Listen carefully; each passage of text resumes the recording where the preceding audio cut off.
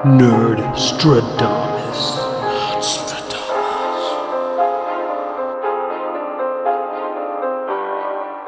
Hey everyone, Mortgage Nerd here, or NERDstradamus. The more and more I start seeing news pop up on different things, the more I say, hey, I made a video on that a year or two ago, so let's take a look at what the NERDstradamus predicted this time. It's about Zillow. Zillow's been big in the news and talking about how their iBuying platform doesn't work.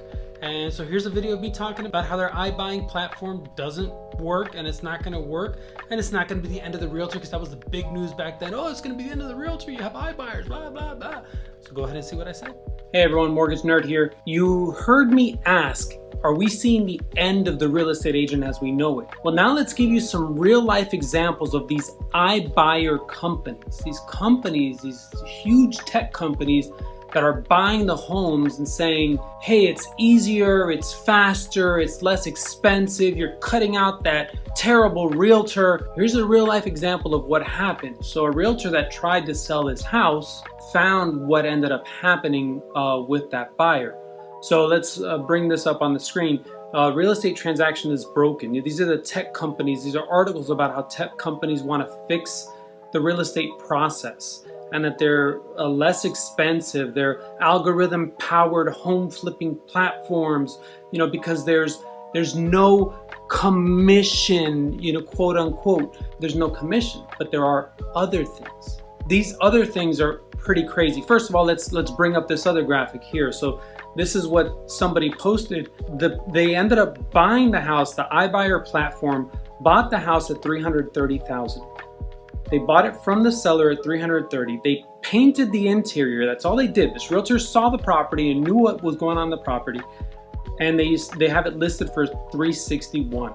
Bought it at $330,000, painted it, listed it for $360,000. Let's go over what the costs were on this with the iBuyer platform. They charge a 7.5. It's not called a commission, but it's some kind of a fee. We'll just say it's a commission. 7.5. When you get a realtor, they typically 5 or 6%. 6% is standard. Maybe you get a discount, but 6% because it's 3% to the listing agent, 3% to the person bringing the buyer, the real estate agent bringing the buyer. Licensed people that go through testing, that go through classes, that are regulated. iBuying platforms are not regulated. So 7.5 commission, already higher. The seller pays the customary costs, the title costs.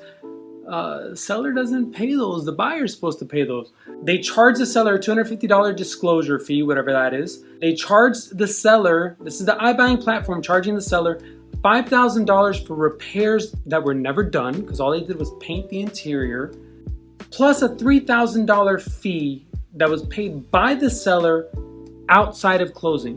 It wasn't disclosed. By law, you have to disclose everything that's paid in the transaction on the settlement statement, the HUD settlement statement, or the CD, which is the closing disclosure. Whatever that settlement statement is, it must be disclosed. But these people, these tech companies, they're not regulated. So they're outside this. Now, I'm going to talk about a petition here that is being pushed out there.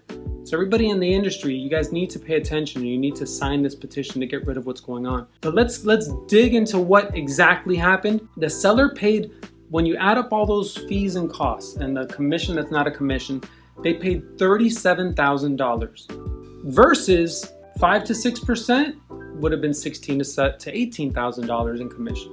It was $50,000 cheaper to have used a realtor, because they also lost money in where they could have listed that property, the money they could have gotten for that property.